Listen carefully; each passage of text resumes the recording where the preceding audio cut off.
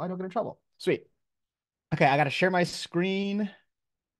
It is going to be this one, Safari week 10. And I have to do a slideshow. Can everyone see that? Because I remember last time no one could see it. Can everyone see it? Nod your head. Cool. All right. So this week we are going to do a radio play. So back in the day, before my time, probably around your grandpa's time, people would huddle around the radio and listen to it, and that's how they would hear their shows. Kind of like podcasting, but different. Does anyone know the story of the War of the Worlds broadcast from 1938? Nod your head if you know it. Okay, so one or two people know it. Give you the cliff notes. So there was a radio broadcast, there was a radio show, and it was on the book War of the Worlds by Orson Welles. And the premise of the book is that Martians invade New Jersey. Now, for this kind of like play, this radio play, think of it as like an audible, like uh an audiobook. They got a band, obviously, they got voice actors, they did this whole thing. The issue was that when they broadcasted this to the world, not everyone tuned in at the beginning of the show, which announced that this is just a play. There's not really any Martians invading New Jersey. Unfortunately or fortunately, chaos ensued. People thought there was literal Martians invading New Jersey. There was people running in the streets. They were calling police. They were calling relatives in Jersey. They were going absolutely wild. There was a lot of chaos. So I'm going to play you a little snippet of what it sounded like because you can't really blame them if you listen to it for a second. Or did it talk like in the middle? All right.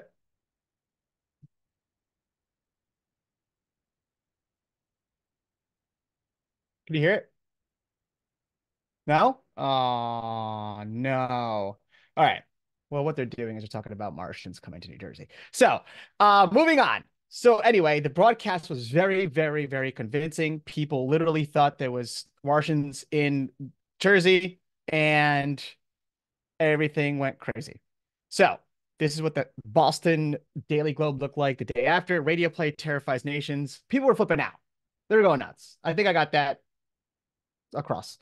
So what we're gonna do is we're Um, gonna do something similar. What's up? if you're moving your slides, it's not showing up on for, I don't know if it's happening for everybody else, but it's like frozen. Yeah, I Hold was just on. gonna jump in and say the same thing. My screen is resume share. Why is that not Zoom share? Why? Okay, hold on. Why is my screen paused? Okay, stop share. And then share screen. This. Okay. We good? Can you see it? Yes? Okay. Let me let me see if you guys can you hear if I do this? Can you hear it?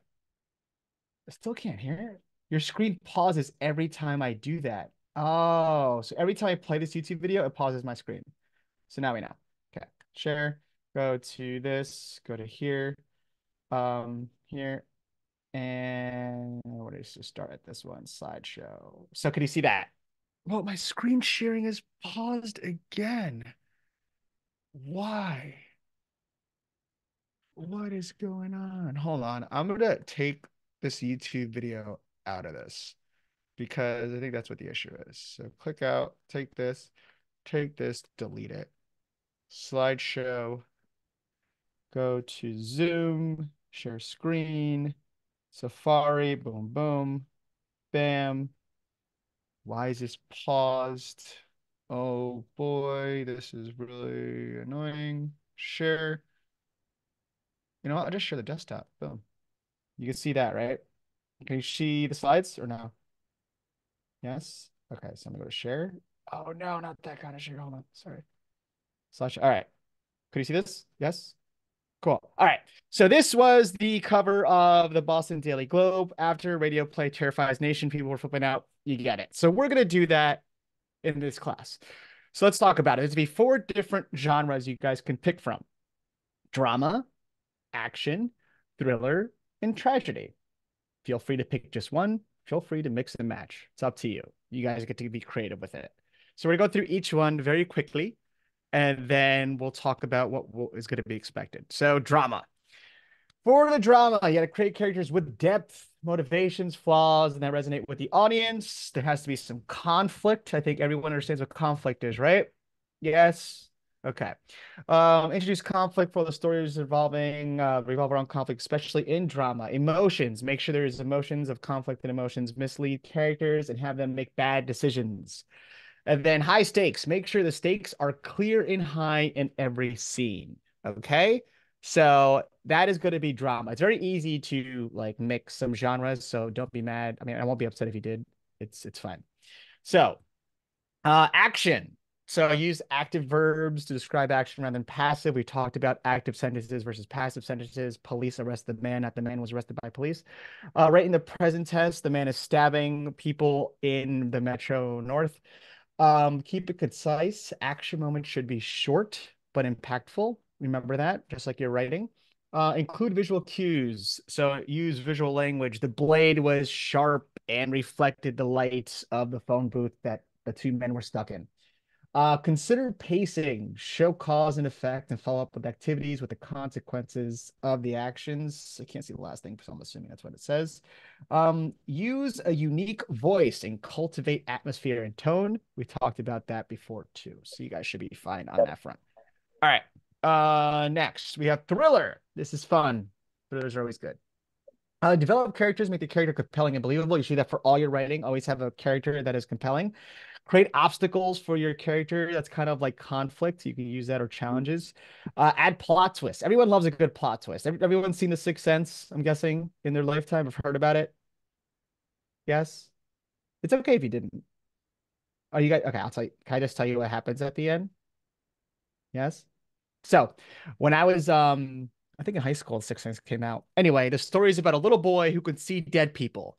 And Bruce Willis, who's an actor, is a detective investigating the boy's abilities. And him and this boy go through the movie talking about different dead people that the boy sees. He takes them to wakes, he takes them to funeral. Plot twist at the end. The detective was dead the whole time. He had no idea. Bruce Willis was dead the whole time. Gave it away. You're not going to watch it. That's fine. But what was very interesting about that movie was at the beginning, if you saw it in theaters, it had a warning. It said, "You are about to watch this movie. The ending is a secret. Please do not share the ending." And there's like this cultural phenomenon that everyone who saw it would not tell anybody who didn't see it the ending. They were all forcing them to go see it yourself. And it was like this secret that everyone kind of knew, which was even better for the movie because obviously it got very popular, did very well, but it introduced the fact that there's this huge plot twist. And not only that, you can actually captivate your audience with it and have them keep it a secret too. So that's how I'm talking about it. All right, so use descriptive language, sensory details, and metaphors to create atmosphere and mood. You guys know that. Use dialogue. That's how we went over dialogue a couple weeks ago. Dialogue is important. It can reveal a lot or it can reveal nothing. Usually it should reveal a lot. That's what dialogue is for. Don't just say things to say things. Things have meaning, especially when you're writing. Avoid cliches. Did it. I think I saw that in one of the writing pieces before. Someone said like battle the blaze or something like that, which is the biggest cliche ever. Don't ever use cliches. If you want to use cliches, you a good theory, not a good theory, but a good hold on, I got a message from one of you guys. Sean Sawyer. Okay, Sawyer's here. That's what he's saying. All right. I'll mark you now because I will forget. Sawyer. So you could twist cliches. So someone in the class give me a cliche. Go ahead. Scream it out. No at once. Go ahead and unmute yourself and give me a cliche. Anybody want to give me a cliche? A cliche. Anybody? All right, I'll just call on somebody. Aiden, give me a cliche.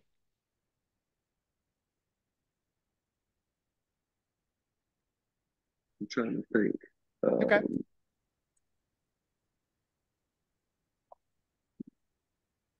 Splitting up in a horror movie often gets people like, killed, I guess, would be a Okay. cliche. That'll be a cliche. Yes. All right. Perfect. So that is a cliche. People splitting up in a horror movie, you know that someone's going to get killed. So a good way of kind of putting it on a head and using it if you have to is instead of them being killed, it's actually the only way that they could survive. That would be twisting a cliche. And they could even have the character say, like, listen, if we split up, we're probably gonna die, but and then it pays off differently. So thank you very much, Aiden. So start with an intriguing premise, include an interesting villain if you're doing a thriller or if you're doing a drama, all that. You could have a villain, make it interesting. Everyone has their favorite villain. I am a big villain fan. I prefer villain over heroes because heroes are responding. They're not acting. Villains actually did the work and get the ball rolling, where heroes just come in and clean it up, which whatever. Build suspense slowly, include action-packed opening scene. Again, this goes back to hooks. Please have me hooked on your first sentence so I care to see the movie or hear the play rather. All right. What's next? We got tragedies. Everyone knows what tragedies are. What tragedy is a cliche in news. I hate the word tragedy. I never use it. Focus on relationships. Focus on relationships of opposition. So a tragedy, everyone knows Romeo and Juliet. They're from two different houses, essentially two different gangs. They can't be together, and they both die, which is tragic. Not knowing. Actually, the tragedy is that like she faked the poison and then he drank it and then she drank it after him or something like that. That's a tragedy. Build your antagonist, develop your antagonist. Know your tragic flaw. It should be very apparent that their character has a tragic flaw. Real quick off the top of my head, a nun is trying to save her church, so now she becomes a drug dealer. Boom. That is a tragic flaw or some kind of Breaking Bad would be an excellent kind of um tragic flaw where he is a teacher who turns into a meth dealer, and his tragic flaw is that he can't see how deep he's getting into the drug deal life. And create a sense of hopelessness. We all know that we have that sense of hopelessness. Go back to Breaking Bad. I'm sure you guys have seen Breaking Bad, have heard of it at least, right? Yeah, it's a fantastic show. So his hopelessness is that he's dying of cancer and he has to sell drugs for his treatment. So that's his hopelessness. He feels like he can't get out, and he also has to provide for his family. Start with the hero, a hero who is skilled, respected, and honorable. That's what makes a hero, someone who you admire. Plan a series of events that start small and snowball. So, for instance, for Breaking Bad, he kind of went up to Jesse and just asked him about drug dealing, and then they started cooking, and then they started meeting dealers, and they started meeting the dealers, and it snowballed. Boom. Um, so use Freytag's pyramid. It's straightforward, organized, tragic narrative into a beginning and ending. It consists of 5 parts: intro, rise, okay, climax, return, catastrophe. So we'll go to Breaking Bad. He's a teacher, he has cancer, he starts selling, he becomes Heisenberg, the biggest drug dealer in the world. He then tries to return to his home and life without the drama of being a drug dealer. But in the end, people and things die. I won't give that away if you ever want to watch it or rewatch it. Focus on the tragic hero. Tragedy should take place around a powerful, noble figure, such as a king or whatever. They're just talking about whatever because it's old school, but you know what I'm talking about. So the assignment, I'm going to let your creative juices flow through you, and you're going to write some more. You guys are going to write a radio play, and it must be at least 2 pages, not including the title and genre. So it's a short story. Think of, short story. Must include all 3 objects mentioned in lecture. And here's the fun part. I'm going to give you guys 3 objects, and those are going to be either your characters or something, but they have to be included in your thing. And this is how I'm going to do it. All right. Let's do this now. Let's go to list 5. Oh, here we go. You can see this, right? Google, list 5 popular fruits. Bananas, apples, watermelon, oranges, grapes. Okay. So what I'm going to do is show me a photo of a random popular fruit. Okay, a kiwi. That's the first thing. So one of your objects is a kiwi. In your story, you have to write with a kiwi in it. Now show me a photo of a random popular vegetable. I don't know what that is. Images. I don't know what that is. Is that's a carrot? That looks like a carrot, right? I'm looking for something with just one image. It's an eggplant, cucumber. They're both green. We'll go with carrot. So your second object is a carrot. So you have a kiwi, a carrot, and now show me a photo of a random popular weapon. Oh, yeah. This thing, what is this? It's kind of like a sword. Sword. All right. So your three objects are a sword, a kiwi, and a vegetable. You have to use those three. I don't care what you do with them. It could be a kiwi on a crusade to kill all vegetables using his father's sword that was used in the battle that he died in. There's your story. Go ahead. Don't use that though. And that is going to be your three things. I'm not going to write it up here because people are going to have to listen to the lecture to find out what they are, or you're probably going to send text you what were they. So, three objects mentioned have to be in your story. It must be written in Celtics, which you guys know how to do already. If you have to delete your old script, go for it, but make sure you export it and save it so all your hard work is not lost. And then you must upload the PDF to the discussion, which some of you have already seen. It is due Thursday at 9 p.m. All right. So at the formatting, please put your name, title, and genre at the top of your submission.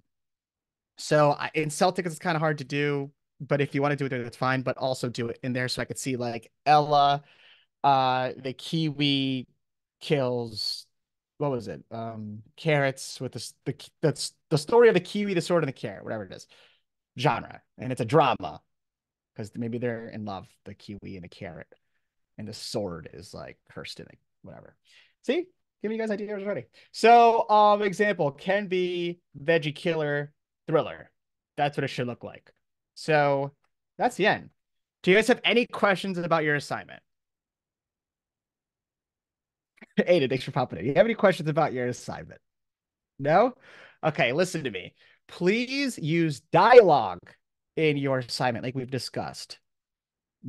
Put some dialogue in there. Use scene setting in there. Again, story arcs, character arcs. I want all of that. I want by the end of the story to have been on a journey on whatever you do with those three objects, the kiwi, the carrot, and the sword. Okay? Those three objects do have to be in your story. They don't have to be the, I guess, main characters of your story. It could be about, again, a nun who dresses as a kiwi to sell, I don't know. What was the other thing? Carrots, because she's been threatened by a man with a sword. Doesn't matter. But it has to be those three things. Does that make sense? Okay. Please make it not, I'm not gonna say like, yeah, just again, yeah, I think it's 2 pages I put or 3 pages. Yeah, 2 pages. So 2 pages. Don't give me a page and a half. Give me 2 legit pages. It has to be cohesive beginning and end. Are there any questions? You guys are very confident about this kiwi, carrot, and sword thing, right? Okay, so the reason why I'm doing this for you is because you eventually in your writing career are going to get handed an assignment that you do not want to do or you've done a million times. So get creative, get used to being creative, get used to just people handing you things that have no value at the beginning, but you have to make valuable. That's the kind of the underlying exercise here that I want you guys to practice. So it's due Thursday at 9 p.m. Spoiler alert, next week you'll likely have to voice act these things, which will be fun. So make sure there's dialogue in there because I would love to hear your best Kiwi impressions. And make sure you enjoy the process because it's going to be a lot of fun. But I understand that it's raining over there. I blow by this class so fast. It's 11:21. But yeah, you guys should be good to go. Is there anything else? Are we gonna need sound effects for the assignment at all? So that's for next week, but you can go nuts. You can do whatever you want. I've heard your radio stuff. I know you dabble in audio engineering, so I know yours is going to be a lot of fun. You can go absolutely nuts. There is no holds bar next week when you guys actually have to do this. And I'll mention that next week you can even bring a friend if you want them to voice the carrot or whatever. It's fine. You guys can go nuts. Okay, that's exciting. But it's very exciting. That's the point of this class. Yeah, man. I knew his idea. I was telling this to my friend, and he's like, "You gonna make them do what?" I'm like, "They're gonna love it." So yeah. So that's the thing. Make the script fun because you will voice it next week. So make it as fun as possible. Okay. And that's it. You guys have a great Saturday. Okay, and I'll try to do more of these things. You guys did a really great job on the last assignment. I'll give you another spoiler. After this one, I'm going to end up having you guys write your own TV show and write your first episode.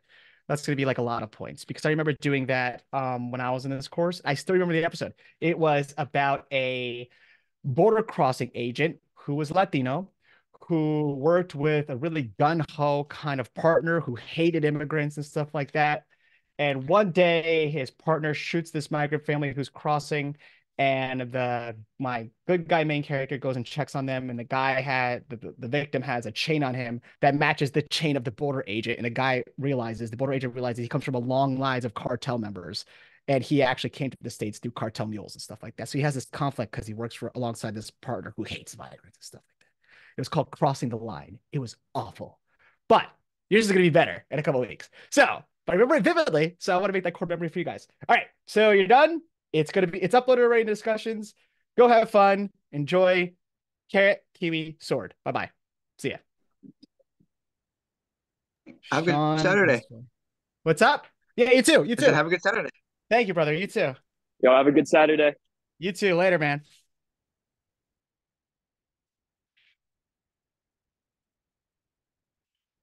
Sean. Sawyer, I got. Man. No one else is here. I think everyone left. Cool. Stop share.